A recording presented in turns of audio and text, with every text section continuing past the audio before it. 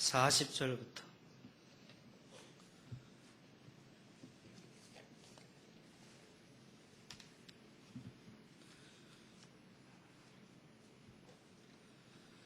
누가복음 8장 40절부터 48절까지 우리 같이 합독하겠습니다.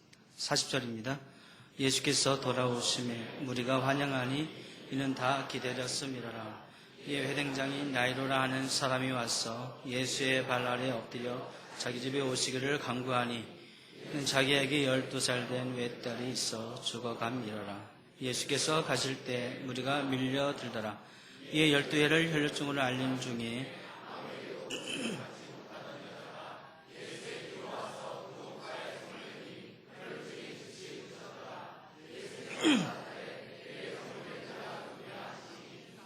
아니라 할 때 베드로가 주여 우리가 옹이하여 미나이다.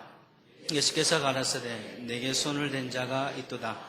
는 내게서 능력이 나간 줄 알미로다 하신대 여자가 스스로 숨기지 못할 줄을 알고 나와 엎드려 그 손댄 연고와 곧 나은 것을 모든 사람 앞에서 고하니 예수께서 이르시되 딸아 내 믿음이 너를 구원하였으니 평안히 가라 하시더라. 아멘. 하나님의 은총에 함께 하시길 축원합니다. 91년도부터 이 목사님 가르침을 받아서 지금까지도 그 품을 벗어나지 못하고 있습니다. 그 사랑의 그 은혜의 품 속에서 잘 목회할 수 있도록 지금도 응원해 주시고 격려해 주시는 우리 담임 목사님과 우리 성도님들께 이 자리를 빌어서 감사드립니다. 향남에서 목회하고 개척한 지 6년째가 되었고요. 다른 여느 개척교회들처럼 맨 땅에 헤딩하고 열심히 버티고 있습니다. 버티는 것마저도 하나님의 은혜라고 하는 것을 깨닫고 있고 언제쯤 우리 목사님께 보훈할 수 있을까 늘 절치부심하지만 늘 이 연약함과 이 나약함에 대해서 자책하면서 오늘도 이 귀한 곳으로 오게 되었습니다. 저는 아직 시작도 안 했는데 벌써 주무시면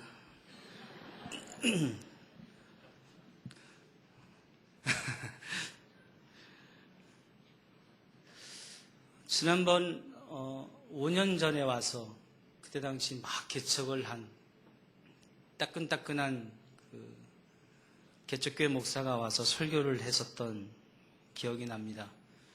얼마나 정신이 없었는지 성경 봉독도 하지 않고 그냥 설교를 하다가 중간에 생각이 나서 성경을 읽었던 그런 기억이 납니다.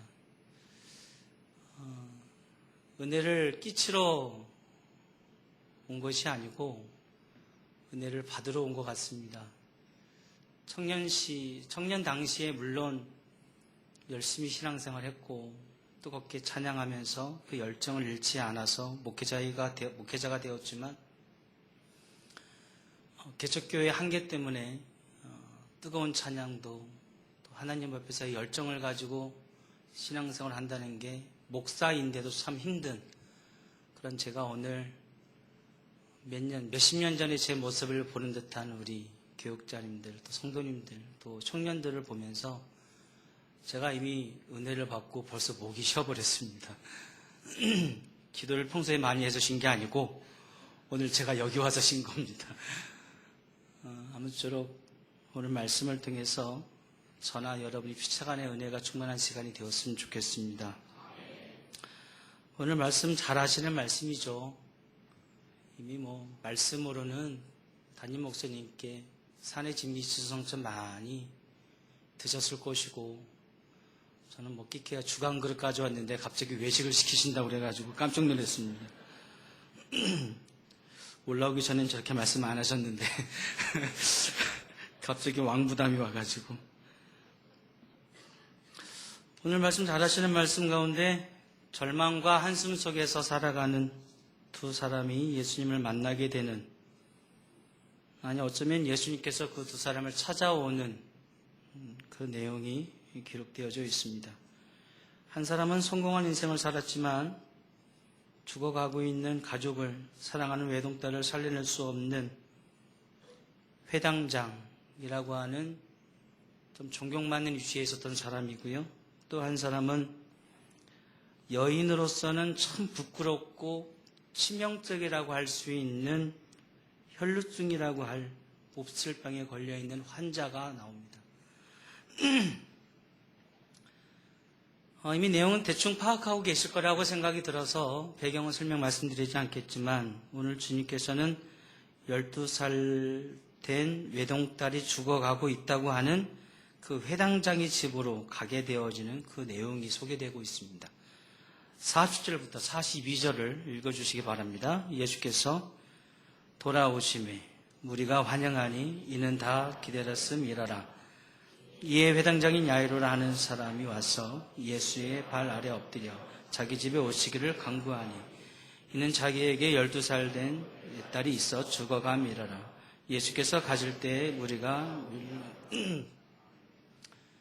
저희 교회는 개역 개정판 성경을 보다 보니까 지금 제가 보는 성경하고 지금 자막이 뜨는 성경이 좀 달라서 제가 약간 당황을 하는데, 혹시 저랑 다르게 단어가 몇 가지 좀 다르더라도 이해를 해주시고, 저도 가능하면 자막을 보면서 좀 할 수 있도록 해보겠습니다.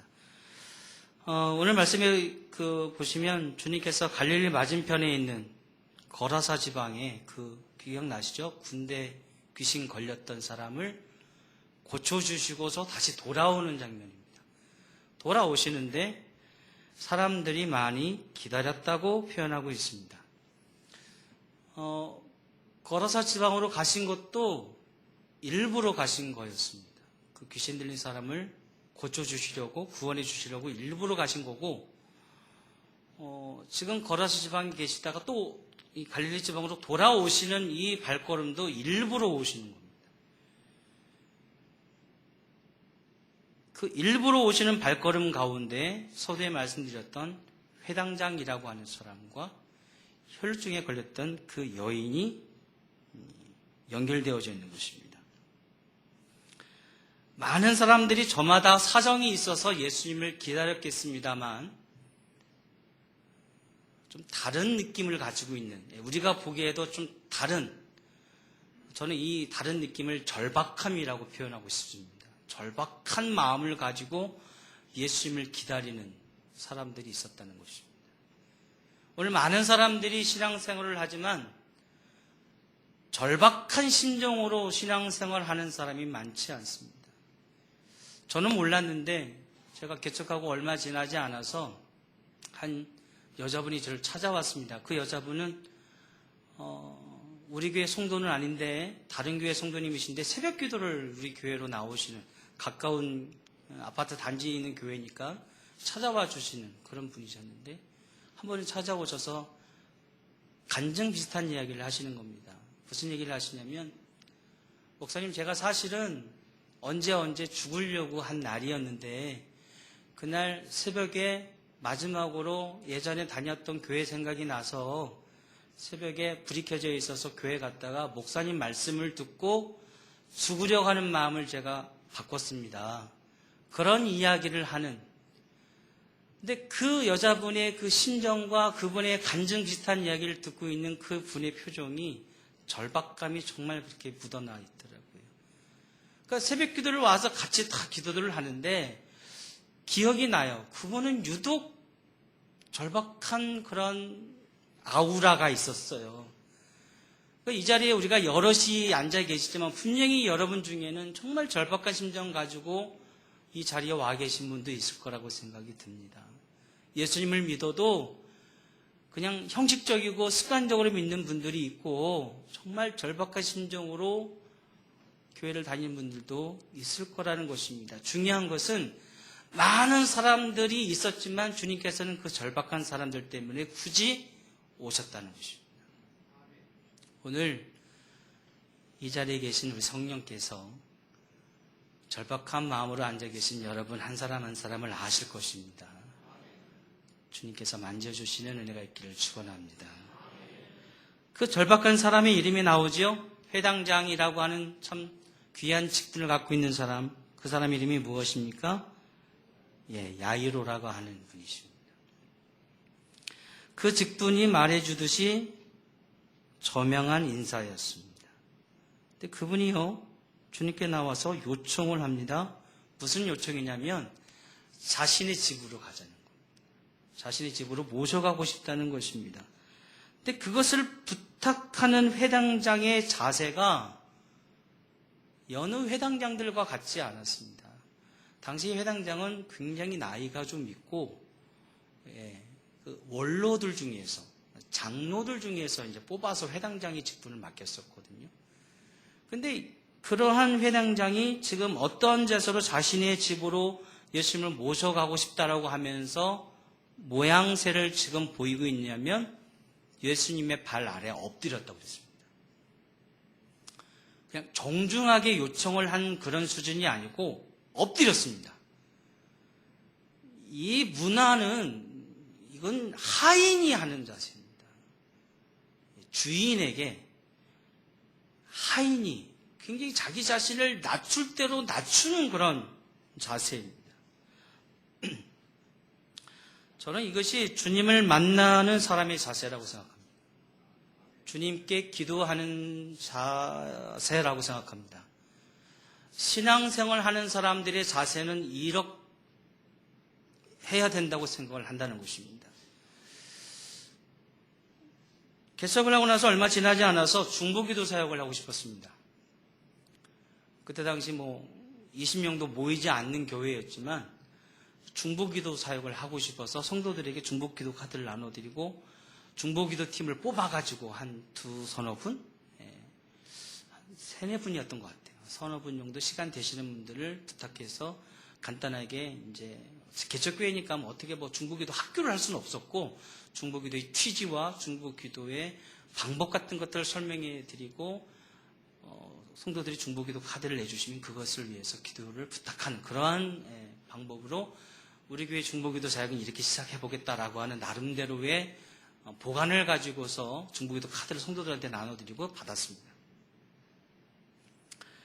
그런데요, 한 달도 되지 않아서 그 중보기도 팀을 해체를 시켜야 되고 중보기도 카드를 더 이상 받지 못하는 일이 벌어져 버렸습니다. 어떤 일이 벌어졌냐면 중보기도 팀으로 뽑힌 팀원 중에 하나가 성도들이 중보기도 카드를 가지고서 이제 두세 묶음 이제 그 기도를 이렇게 하잖아요. 그런데 중보기도의 생명은 익명성입니다. 보안이죠. 비밀 유지가 돼야 되는 것들 아니겠습니까? 그런데 이분이 어처구니 없게도 자기가 당신을 위해서 기도를 한다는 티를 내기 시작하는 겁니다. 그러면서 이런 기도 제목 있으시죠? 제가 기도하고 있어요. 어떤 상황인지 아시겠죠? 그러니까 그 이야기를 듣고 있는 중보 기도를 낸 사람은 이게 뒤집어지는 겁니다. 여기서 저한테 항의 전화가 오기 시작합니다. 목사님, 대체 중보기도 사역을 어떻게 지금 하시는 겁니까? 중보기도 팀원을 대체 어떤 사람을 뽑아 놓으셨길래? 근데 이분이 이런 문제만 일으키는 것이 아니고 얼마나 말을 하고 다니는지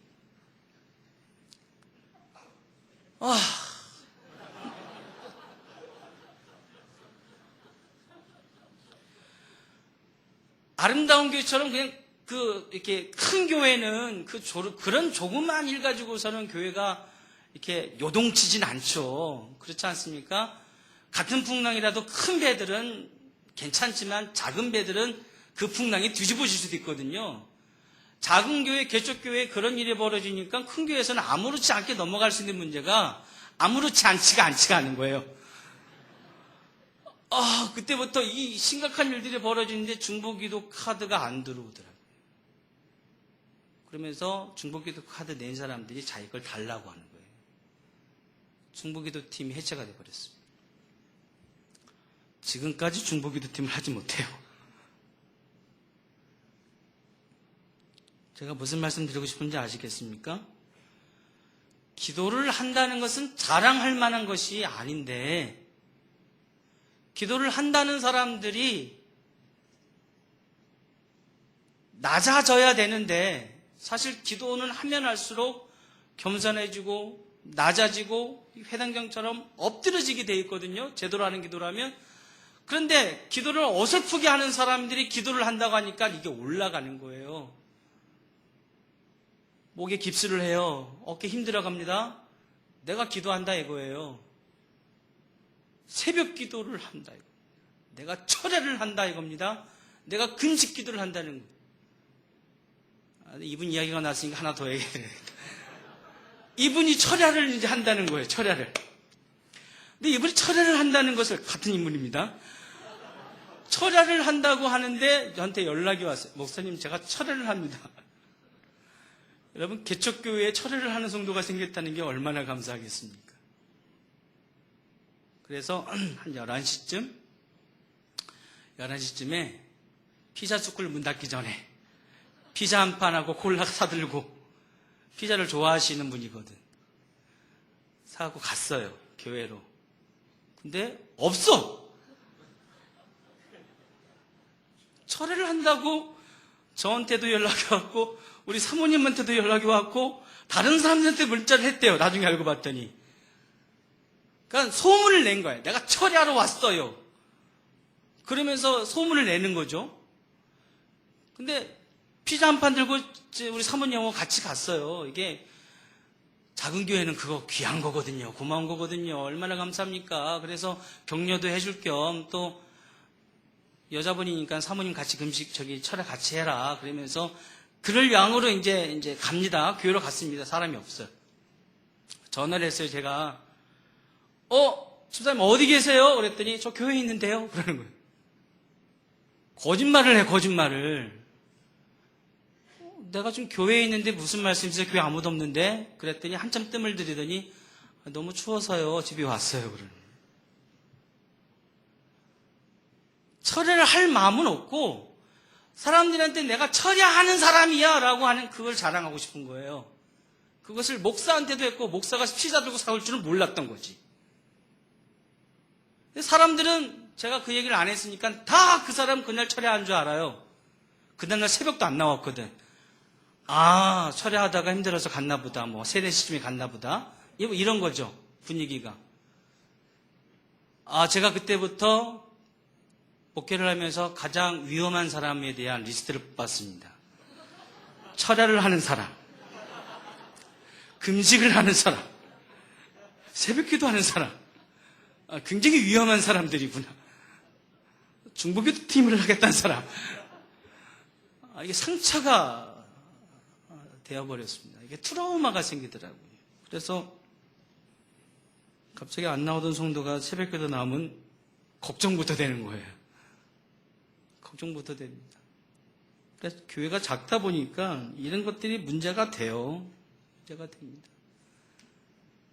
자, 기도하는 사람의 자세가 높아지니까 이런 일이 생기는 겁니다. 예수님을 붙잡고 자신의 집으로 모셔가려고 하는 이 회당장을 보세요. 엎드리잖아요. 근데 예수님께 나와서 자신의 문제를 해결받겠다고 하는 사람들이 기도를 하러 나와가지고서는 고자세가 되어집니다. 그러면서 기도하는 사람들 쪼죠. 너 왜 기도 안 하냐? 목사님 왜 금식 안 하세요? 난 40일 금식 몇 번 했어요. 그러면서.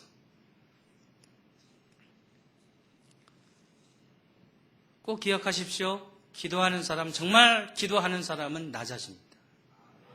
엎드려집니다. 높아진다. 교만해진다. 그런 자꾸 생각이 드십니까? 그러면 차라리 기도하지 마십시오. 기도해서 교만해질 것 같으면 하지 마십시오. 진정한 기도의 자세는 엎드리는 것입니다.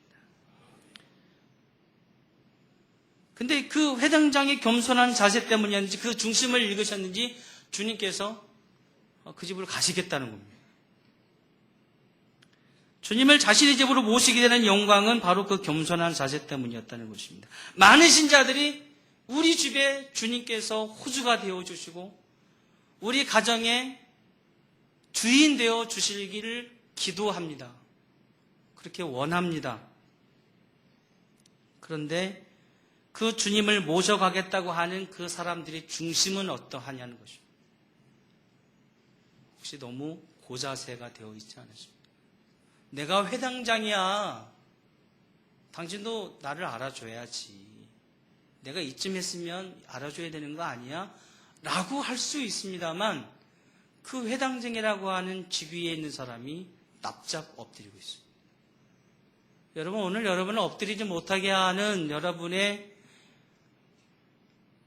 직분이 혹시 있으십니까? 사회적 직위가 있으십니까? 그것을 버릴 수 있어야 됩니다. 그거를 이겨내실 수 있어야 됩니다. 회당장임에도 불구하고 엎드렸다 할 때 우리가 은혜가 되죠. 예, 국회의원인데 엎드려, 대통령인데 엎드려. 여기서 우리가 보통 은혜 받지 않습니까? 우리가 거기서 감동하잖아요. 우리 모두가 그랬으면 좋겠습니다. 그러니까 여기서 우리가 오해하지 말자는 거죠. 주님은 여기서도 차별 대우하시네. 누구네 집은 안 가고 회당장이라서 가나? 이렇게 또 삐딱하게 구는 사람들이 또 있죠. 그렇지 않습니다. 그 중심을 보셨다는 것입니다. 자, 오늘도 주님께서는 뭘 보실까요? 중심을 보십니다. 외모를 보시지 않죠? 중심을 보십니다. 우리의 중심이 더 낮아져서 우리 주님을 우리의 집으로, 우리의 일터로, 사업장으로 모셔갈 수 있는 귀한 직분자들 되시길 축원합니다. 자, 그러면 회당장이 왜 그렇게 주님을 모셔가고 싶어 했지요? 그 이유가 나오는데 42절에 나오죠? 이유가 뭡니까? 외딸이 있는데 몇 살? 12살 된 외딸이 있는데 뭐 한대요? 죽어가고 있대요. 하나뿐인 자신의 외동딸이 죽어가고 있어요. 앞서 말씀드렸듯이 회당장은 이거 약간 원로 중에서 뽑거든요. 아무리 젊어도 12살 된 딸이 있을 정도의 나이가 되는 사람이 뽑히진 않습니다. 보통 12살 정도 되면 40대, 많아야 50대잖아요. 근데 보통 당시 회당장은 좀 더 많은 나이 쪽에서 뽑았거든요. 이것을 어떻게 해석을 하냐면 늦둥이라는 겁니다. 외딸인데 늦게 낳았어요. 얼마나 근지옥엽이었을지 이해 가시겠죠. 얼마나 귀한 딸이었을까요? 눈에 넣어도 아프지 않을 딸입니다. 그 귀한 딸이 어떻다고요? 그냥 아픈 게 아니고 죽어가고 있어요. 아마 회당장이 수많은 의원들을 불렀을 겁니다. 많은 처방들을 한번 해봤을 것입니다. 그런데 안 된 거예요. 사형 선고 받았을 겁니다. 안 됩니다. 이 회당장이 주님이 오신다는 이야기를 들었어요. 주님이시라면, 예수님이라면 살려낼 수 있을 것이다. 그 믿음이 있었던 것입니다. 그것이 비록 모든 것을 다 해보고 안 돼서 그것이 해보는 방법이라 할지라도 적어도 이 사람이 그 가능성의 무게에 힘이 실리는 것을 느꼈기 때문에 이런 거죠. 여러분, 복권 왜 사십니까? 안 사본 것처럼 그러지 마시고 산 게 죄는 아니잖아요. 복권을 왜 사시나요? 혹시 당첨될까 봐. 당첨 안 될 걸 믿으면서 사는 사람은 없습니다. 가능성의 무게에 힘이 실릴 때에 사죠. 그러면 이 회당장도 마찬가지입니다. 이 사람의 믿음이 얼마나 대단한지는 모르겠지만 적어도 예수님이라면 살릴 수도 있을 것이다라고 하는 그 조그만큼의 그 믿음이라도 있었다는 겁니다.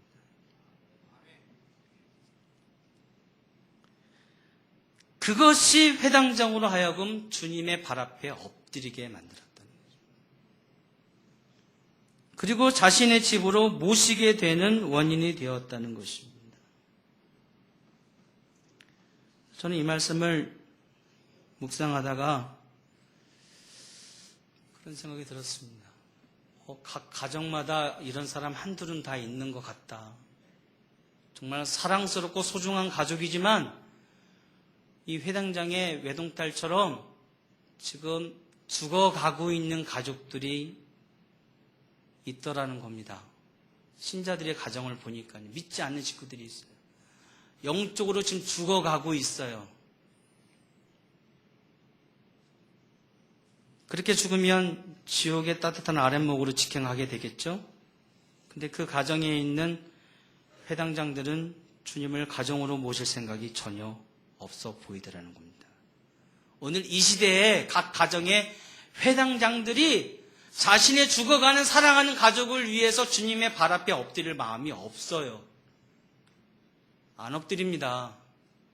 죽든지 말든지.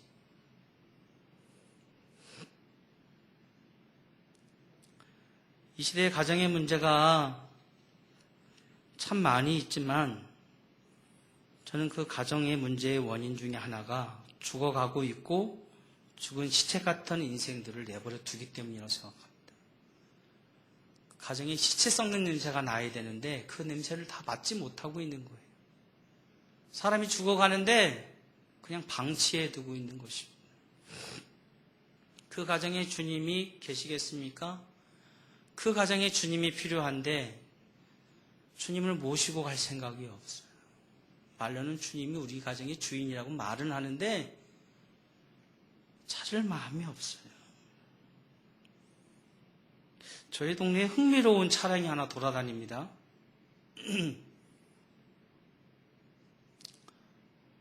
그 픽업 트럭 쌍용에서 나온 거, 거기에 현수막을 걸고 다니는데 개 그림을 하나 딱 사진을 붙여놓고 개를 찾습니다. 사례금 100만 원. 제가 안 놀랄 줄 알았어요. 서울에 계신 분들은 100만 원 가지고 놀라지 않을 거라고 생각을 했습니다. 우리 동네는 100만 원짜리 차가 돌아다니는, 현수막 붙은 차가 돌아다니니까 사람들이 우와 100만 원. 무슨 개가 100만 원이나 해 그러는데 서울은 확실히 100만 원이 가치가 저희 동네랑 다른 걸로. 근데 그 차 현수막 보는 게 아니라 그 가게 앞에 그 풍산개 그림이 나와 있으면서 개를 잊어버렸습니다. 찾아주시면 사례 60만 원. 다른 개죠. 아까 그 개하고 다른 개죠. 또 어떤 현수막이 70만 원짜리가 또 붙어 있고. 와, 개 없어졌다고 저렇게 차를 타고 다니면서 또 현수막을 걸어놓고 저렇게 찾아다니나? 근데 그때 제가 뒤통수한테 뻥 얻어맞은 것 같았어요. 신자들이 예수님 잊어버렸을 때 저렇게 찾을까?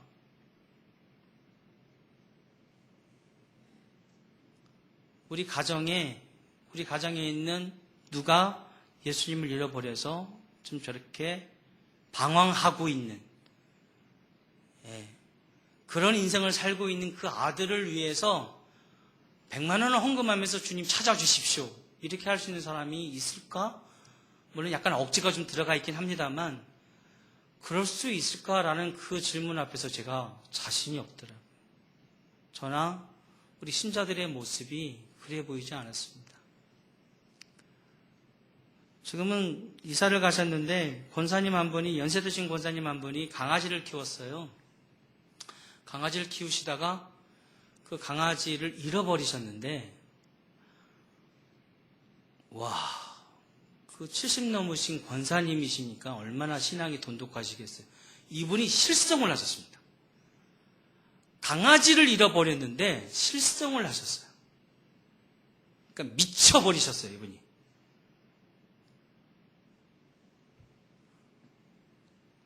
와, 강아지 하나 때문에 저렇게 돌아버리시는구나. 근데 저는 좀 씁쓸했어요. 왜냐하면 그 권사님의 그 둘째 딸이 그 엄마 집에 와 있었는데, 왜 왔었냐면 남편하고 사이가 안 좋아가지고 약간 별거 상태로 집에 와 있었어요. 별거 상태로 와 있는데 그 딸을 데리고 권사님이 교회를 안 와. 목사 입장에서는 저 딸 좀 데리고 왔으면 좋겠는데, 저 딸 신앙생활 좀 시켰으면 좋겠는데 권사님이 왜 딸을 데려오지 않을까 하던 그 상황에서 강아지를 잃어버렸는데 돌아버리셨어요. 근데 저는 그때 어떤 생각이 드냐면, 자기 딸 신앙생활 안 하는데 그때는 안 돌아버리고 강아지 잃어버리니까 저렇게 돌아버리는구나. 여러분들 굉장히 심각해지시네요. 강아지 키우시는 분들이 많으신가 보다. 난 누가 키우는지 몰라요. 뭐 사전에 무슨 정보를 입수해서 온 게 아닙니다. 시험 들지 마십시오. 근데 저도 개인적으로 강아지, 고양이 참 좋아합니다. 어렸을 때부터 그렇게 키웠고, 아내가 싫어해서 집에서 키우진 못하지만 무척 좋아하거든요. 근데 그건 좀 지나치다는 생각이 든단 말입니다, 요즘. 주님이 계셔야 될 자리에 마치 강아지가 있고 고양이가 있는 듯한 그런 마음이 자꾸 제가 들다 보니까 속상한 거예요. 성도들이 정말 속상해야 될 곳에서는 속상하지 않고, 정말 뒤집어져야 될 곳에서는 뒤집어지지 않고, 이상한 곳에서 뒤집어져 가지고서는 실성을 해 있고, 교회를 못 나오고 있고, 거기다가 현수막을 걸고 있는 그런 모습이 너무나 안타깝다라는 것입니다.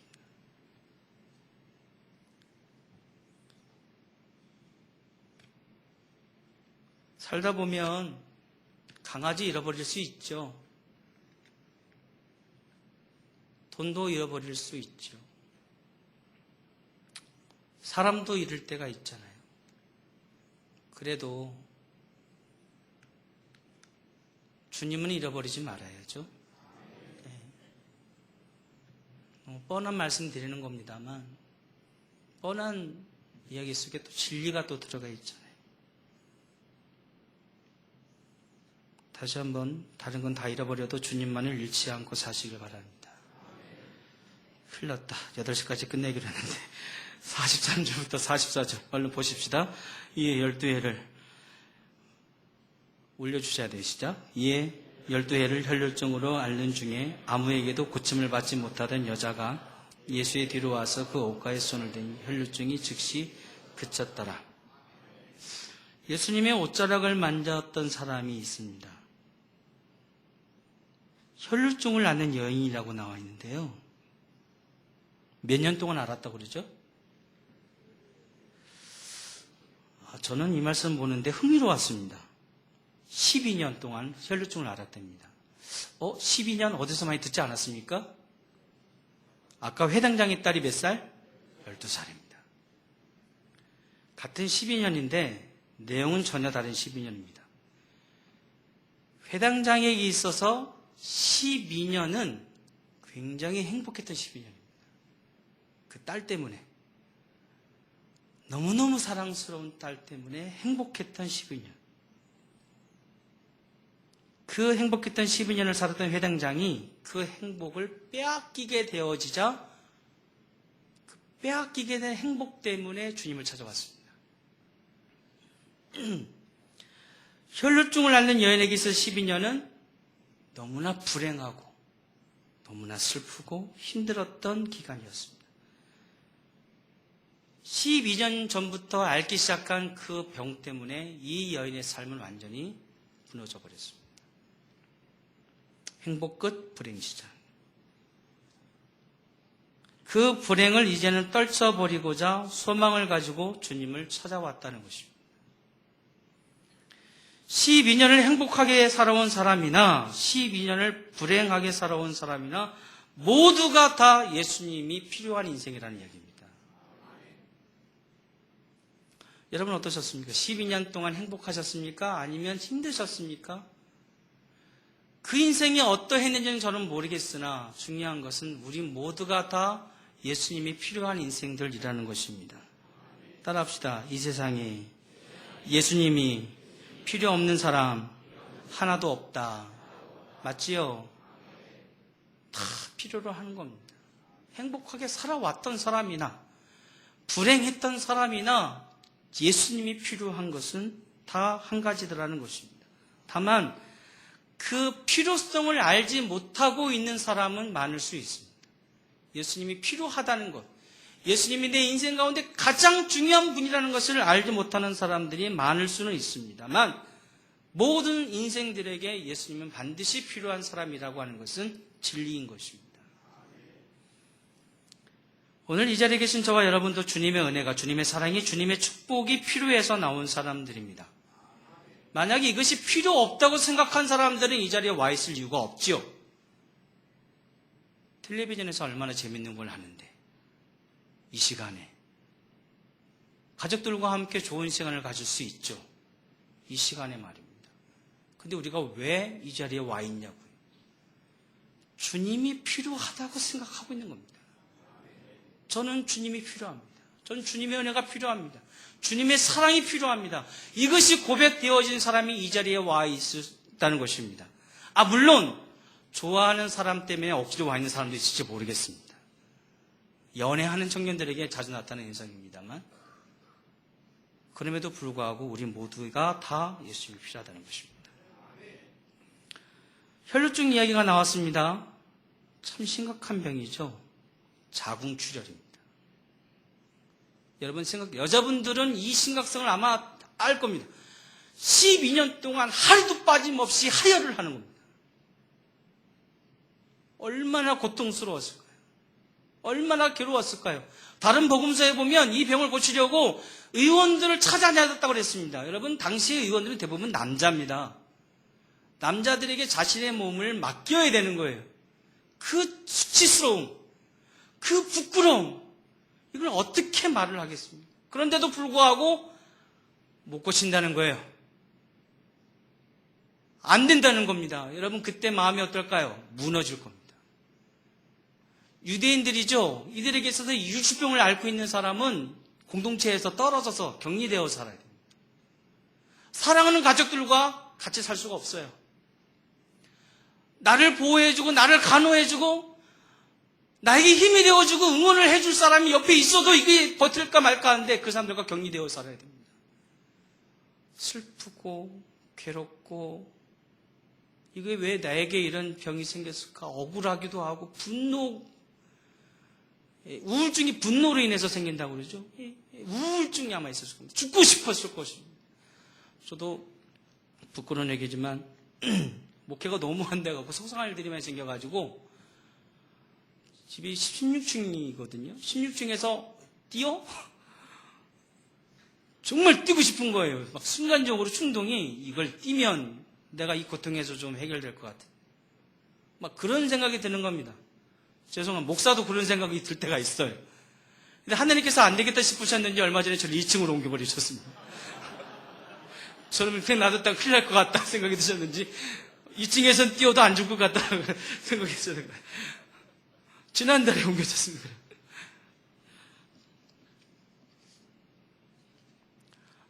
우울증, 조울증을 앓고 있는 사람들은 너무너무 고통스러우고 싶습니다. 너무너무 괴롭습니다. 근데 이 여인은 그렇게 살았던 여인입니다. 이 여인이 지금요, 주님께서 오신다는 이야기를 듣고 사람들이 있는 곳에 가면 안 돼요. 만약에 발견되어지면 잘못하다가 돌에 맞아 죽어야 돼요. 지금 죽으면 죽으리라는 마음 가지고 지금 찾아오고 있는 것입니다. 그러면서 슈퍼스타, 연예인들이 막 있으면 사람들이 막 몰려들어가고 손 한번 막 만져보려고 그러고 가까이서 얼굴 보려고 하는 것처럼 지금 주변 사람들이 굉장히 많은 상황이에요. 그러니까 제자들은 뭐 하고 있냐면 밀려드는 사람들 다 보호하고 있는 보디가드들처럼. 그런 장면입니다. 그 가운데서 이 여인이 생각한 것은 살짝 손만이라도 되면 나을 것 같은 거예요. 자, 45절부터 47절 읽어보겠습니다. 예수께서 가라사대 내게 손을 댄 자가 누구냐 하시니 다 아니라 할 때 베드로가 가로되 주여 우리가 옹이하여 미나이다. 예수께서 가라사대 내게 손을 댄 자가 있도다. 이는 내게서 능력이 당한 줄 알면로다 하신대 여자가 스스로 숨기지 못할 줄 알고 떨며 나와 엎드려 그 손댄 영과 곧 나은 몫을 모든 사람 앞에서 고하니 그 은밀하고 비밀스러운 질병을 아무도 모를 것이라 생각하고 터치를 했어요. 그런데 누구나 하셨어요? 예수님은 하셨습니다. 오늘 이 자리에 저나 여러분들 다 사연이 다 있으실 겁니다. 지금 저마다의 사연이 있으시고 과거가 있으시고 아픔들이 있으실 것입니다. 말 못하는 부분도 있죠.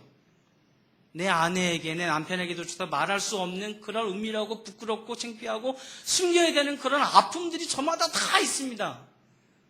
누구는 아십니까? 주님은 아십니다. 주님은 아십니다. 그래서 여인이 깜짝 놀랐어요. 왜냐하면 이 여자분이 예수님의 옷을 벗긴 게 아니에요. 무슨 윗도리를 뺏어간 게 아닙니다. 무슨 연예인들 사생팬들처럼 그 옷을 벗겨간 게 아니고 살짝 됐습니다. 어떤 표현 속에는 이렇게 옷자락을 이렇게 만졌다는 표현도 있어요. 여기는 살갗이 없기 때문에 느낌이 없었을 것이거든요. 근데 주님께서 나셨다는 거죠.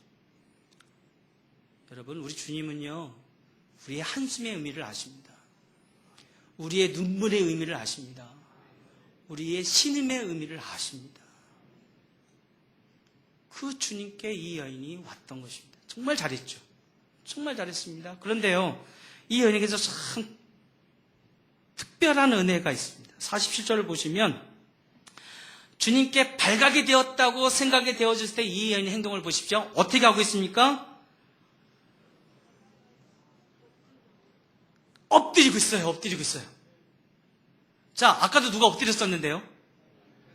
회당장도 엎드렸었습니다. 이 여자도 엎드리고 있습니다. 따라하십시다. 은혜 받는 사람은 자세가 다르다.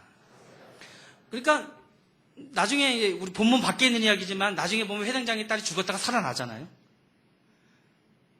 은혜 받을 사람, 또 이렇게 은혜 받은 사람은 은혜 받기 전이나 은혜 받은 후나 똑같습니다. 이 사람이 화장실 들어갈 때와 나올 때가 달라요. 은혜를 받기 전. 그러니까 기도하기 전과 기도 응답을 받았을 때 사람들의 반응이 다르더라고요. 안 달랐으면 좋겠는데 이 죄성을 가진 인간인지라 자기 자랑이 자꾸 내가 기도했더니 내가 철야했더니 응답을 받았어요. 하나님께서 해주셨다라고 하는 표현은 조금 나오고 내가 말이야 40일 금식했거든. 내가 철야하면서 금식하면서 기도했거든. 자랑을 삼는단 말입니다. 이 여인 잘했죠. 내가 등을 무릅쓰고 달려와서 내가 터치다운에 성공했습니다. 그런 모습이 아니에요. 이 여인도 알았거든요. 주님의 몸에 손을 댄, 주님의 그 옷자락에 손을 댄 그 순간에 12년 동안 자기를 괴롭혔던 그 피가 멈추었다는 걸 이 여인도 알게 되었습니다. 깜짝 놀랐겠죠. 그때 나는 내 할 일 다 했으니 나는 내 갈 길 가겠다. 바이자 이제 하지 않았습니다. 그 자리에서 엎드려서 고백합니다. 상황을 이야기합니다. 여러분, 이건 창피한 이야기거든요. 잘못했다가 네가 지금 어디서 와가지고 이게 그런 상황이 되어지게 되면 잘못하면 정말 폭행을 당할 수도 있는 그런 상황 속에서 자신의 상황을 다 설명하고 있는 이 여인이 엎드려 있습니다.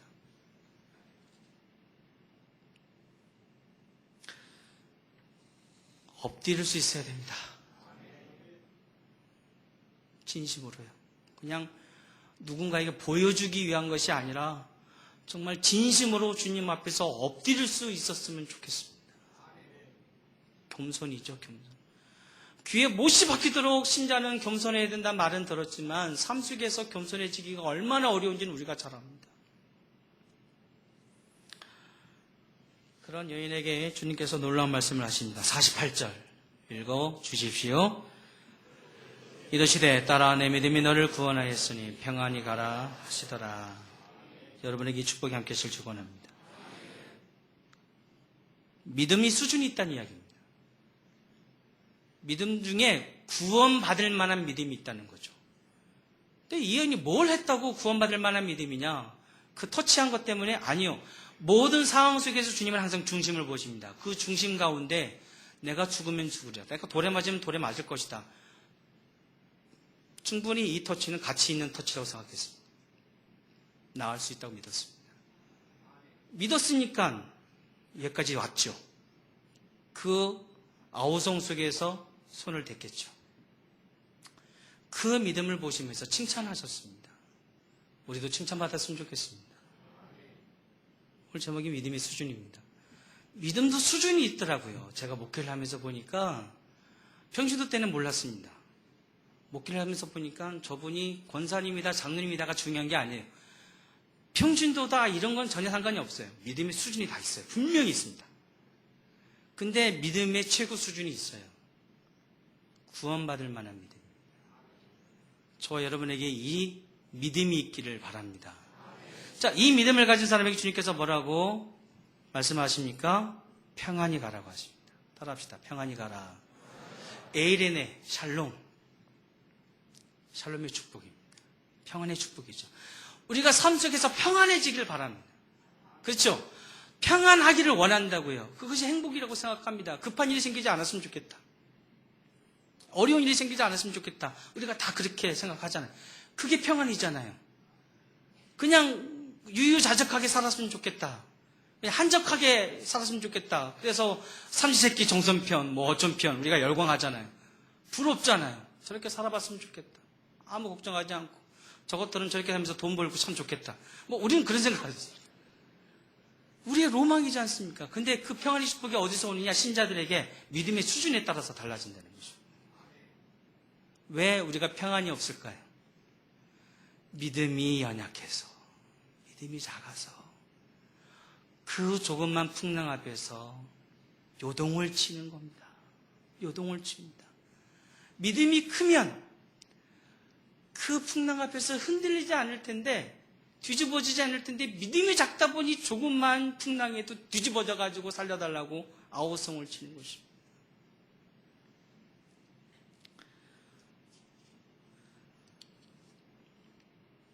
이 구원에 이르는 믿음을 가진 여인에게 평안히 가라고 말씀하신 것처럼 오늘 여러분의 삶이 평안하시기를 축원합니다. 개척을 하는 목사에게 평안이 있겠습니까? 평안이 없었습니다. 물론 이렇게 큰 목회를 하시는 우리 임 목사님도 평안하지 않으실 거라고 생각이 듭니다. 가지 많은 나무 바람잘 날 없을 것입니다. 여러분도 마찬가지시겠죠. 어떤 분들은 그러시대요. 목사님들이 부럽대요. 예, 그러실 수 있겠죠. 얼마나 삶 속에서 치열하게 지금 살고 계십니까? 평안함을 잃어가고 있으실 겁니다. 그러나 여러분, 내 믿음이 어떡하느냐에 따라서 내 삶이 평안해질 수도 있고 평안해지지 않을 수도 있다는 걸 꼭 기억하셔야 됩니다. 오늘 말씀 마무리하겠습니다. 예수님을 믿긴 믿는데 평안함이 없는 사람이 참 많습니다. 늘 걱정하고 근심하고 염려하고 시비 걸고 충동질시켜갖고 가정의 평화를 깨는 사람들이 있습니다. 교회의 평화를 깨는 사람들이 있습니다. 우리에게 필요한 것이 평안이라고 한다면, 평안해지길 정말 바란다면 믿음의 수준이 달라야 된다는 것입니다. 엎드릴 수 있어야 됩니다. 목숨을 걸 수 있어야 됩니다. 그런 생각을 해보았습니다. 저나 여러분이나 회당장이거나 12해 동안 혈류증을 앓던 여인과 같겠다 생각이 들었습니다. 지난 12년 동안 행복했지만 이제 앞으로의 내일이 미래가 걱정이 되는 분들이 있을 것입니다. 12년 동안 불행했고 지금도 불행하고 앞으로도 불행할 것 같은 분들도 있을 것입니다. 걱정 때문에, 염려 때문에, 아픔 때문에, 이러한 몹쓸 질병 때문에 고통 가운데 있는 분들도 있으실 것입니다. 그러나 여러분, 그 아픔이 있었기 때문에 이 사람들이 예수님을 만나게 되었습니다. 오늘 여러분에게 있는 그 아픔이, 그 힘듦이, 그 걱정이 어쩌면 예수님께 나아갈 수 있는 좋은 기회를 줄지도 모르는 것입니다. 여러분과 함께 부르고 싶은 찬양이 있습니다. 제가 참 좋아하는 찬양인데 약할 때 강함 대신에 하는 찬양입니다. 우리 이 찬양의 가사와 오늘 말씀을 생각하면서 잠시 기도하는 시간을 가졌으면 좋겠습니다. 주님, 제가 회당장입니다. 제가 혈류증을 앓던 여인입니다. 제가 여기 왔습니다. 주님의 옷자락이라도 잡게 하여 주시고 주님의 발 앞에 엎드릴 수 있는 믿음을 내게 허락하여 주시옵소서. 이 믿음의 고백을 하면서 함께 찬양하며 나아가겠습니다.